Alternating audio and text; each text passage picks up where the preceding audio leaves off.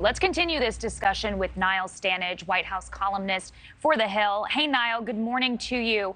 This, of course, not the first indictment for the former president. This one feels more significant, at least. Explain it to us for the people at home. Well, obviously, it is serious because the events that underlie it are so serious. An attempt to overturn the legitimate results of a presidential election.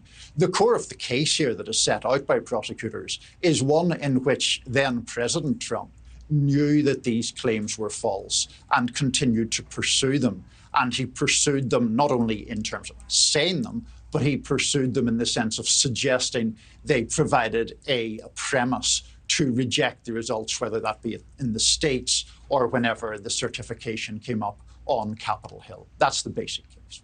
Yeah, the former president, again, as Kelly mentioned, expected in court tomorrow.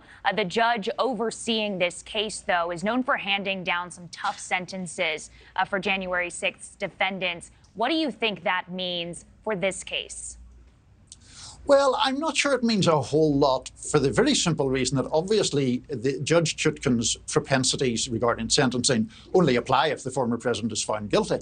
And that is something that a jury of his fellow citizens will determine one way or another. Now, it is true that she has that record of fairly severe or rigid sentences for other people convicted in relation to the January the 6th riot. She has convicted 38, or she has sentenced 38 people convicted of those kind of offences, and every one of them has got some degree of jail time. But to me, Brooke, it briefly sort of murders the criticisms that we see from the other side about the Mar-a-Lago case, where there's a Trump-appointed judge. Here we have an Obama-appointed judge. I think that's just useful for partisans to make a particular case. Fair enough. But, correct me if I'm wrong here. I believe this judge is also known for having speedy trials. Do you think it's possible we see this move forward before November of next year?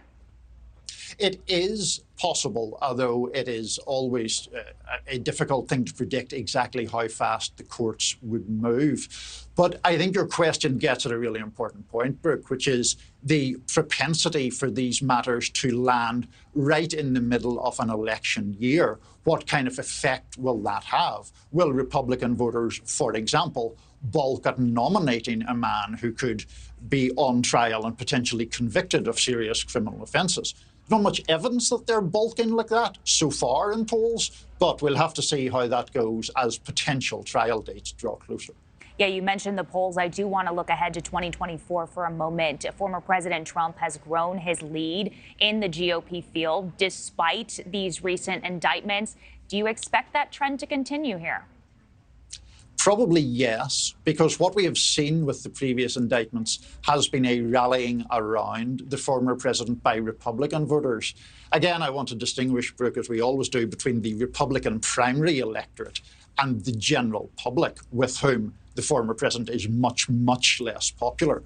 But in the Republican primary field, he has actually gained a bit in the wake of previous indictments. Republican voters clearly are amenable to the view that he and his allies put forward, that he has been targeted or victimized. And his rivals for the Republican nomination have never really worked out an effective strategy to respond to these previous indictments. And they're also struggling to do so again this time. Thank you for watching. Go to newsnationnow.com to find NewsNation on your television provider. And don't forget to click the red subscribe button below to get more of NewsNation's fact-driven, unbiased coverage.